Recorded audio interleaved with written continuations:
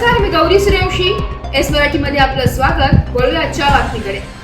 धक्कादायक प्रकार नाशिक येथील ननाशी तालुका दिंडोरी येथून समोर आलाय. नवीन वर्षाच्या सुरुवातीस दक्षिणात्य सिनेमा स्टाईलने एकाची निर्गुण हत्या करण्यात आली आहे.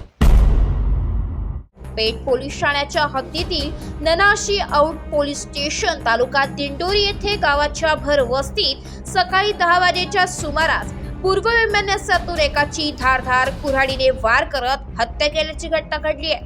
हत्या केल्यानंतर आरोपी मैताचे शीर घेऊन कुऱ्हाडीसह पोलीस ठाण्यात पोहोचला. या घटनेमुळे परिसरात एकच खळबळ माजली आहे. याबाबत अधिक माहिती अशी की ननाशी आउट पोलीस स्टेशन प्राथमिक आरोग्य केंद्र नजीक ननाशी गावातील गुलाब रामचंद्र वाघमारे, सुरेश बोके व विशाल बोके यांच्यात काही कारणावरून गेल्या 2 वर्षांपासून वाद सुरू होता.